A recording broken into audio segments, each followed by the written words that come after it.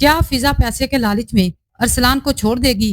क्या शीरी अपने प्लान में कामयाब हो पाएगी या अरसलान अपनी माँ को रंगे हाथों पकड़ लेगा? शहरी अब अरसलान के शिकंजे में बुरी तरह से फंस चुकी है। अरसलान जबरदस्ती शहरी को फिजा से मिलने के लिए भेज देता है, लेकिन वो ये नहीं जानता कि मेरी माँ एक चालबाज औरत है। फिजा को रेस्टोरेंट में बुलाकर इससे खूब जलील और रुसवा करती है। तुमने सोच भी कैसे लिया कि मेरा बेटा तुमसे शादी करेगा? तुम इस काबिल नहीं हो। देखो लड़की, मेरी बात कान खोल कर सुन लो। तुम जबरदस्ती अरसलान की जिंदगी में शामिल हो तो रही हो, तुम्हारी जिंदगी में जहन्नम बना दूंगी। इसलिए बेहतर यही है कि तुम अरसलान की जिंदगी से दूर चली जाओ। फिजा कहती है कि आंटी, मैं अरसलान से मोहब्बत करती हूँ और किसी भी कीमत पर अरसलान को खोना नहीं चाहती। शायरी कहती है कि मैं अच्छी तरह से जानती हूँ कि तुम अरसलान से मोहब्बत नहीं करती, बल्कि तुम इसकी दौलत पर मर मिटी हो। तुम जैसी गरीब खानदान की लड़कियों का यही तो एक हथियार होता है, अमीर लड़कों को फंसाकर इनकी दौलत पर ऐश करना। लेकिन मैं ऐसा होने नहीं दूंगी, इसलिए बेहतर यही होगा कि तुम अरसलान को खुद इनकार कर दो। इसके लिए मैं तुम्हें मुंह मांगी रकम देने के लिए तैयार हूँ। लेकिन शायरी ये नहीं जानती कि अगर मैं शेर हूँ तो अरसलान सवा शेर है। इसने भी मेरी ही कोख से जन्म लिया है। जैसी माँ की तरबियत होगी बच्चे वैसा ही करेंगे। अरसलान अपनी माँ के नक्शे कदम पर चल निकला है। शायरी जैसे ही घर वापस आती है तो अरसलान से कहती है कि तुम्हारी फिजा तो बहुत लालची निकली। चंद पैसों की खातिर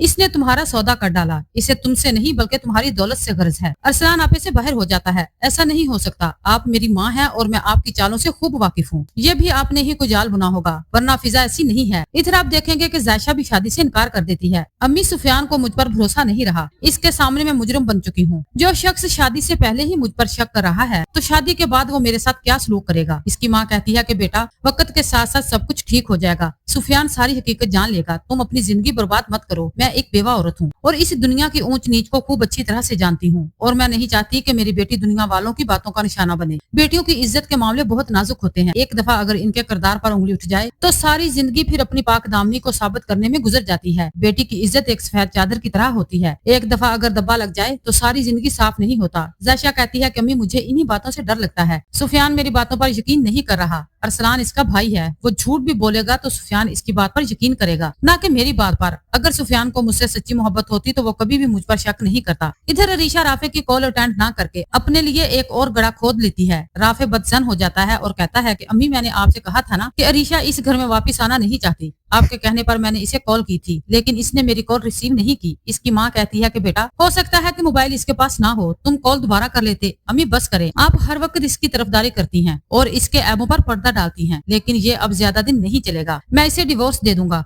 इसकी माँ तड़प उठती है, खुदा के लिए ऐसा मत करना। दूसरी तरफ अरीशा, जो कि राफे पर दिल हार चुकी है, अब इससे टूटकर मोहब्बत करने लगी है और राफे के बगैर जिंदगी गुजारने का तसव्वुर भी नहीं कर सकती। लेकिन राफे इस बात से बेखबर नहीं। वो भी जानता है कि अब अरीशा मुझसे मोहब्बत करने लगी है और राफे भी अरीशा से मोहब्बत कर बैठा है, लेकिन दोनों ही अना में एक दूसरे से दूर होते जा रहे हैं।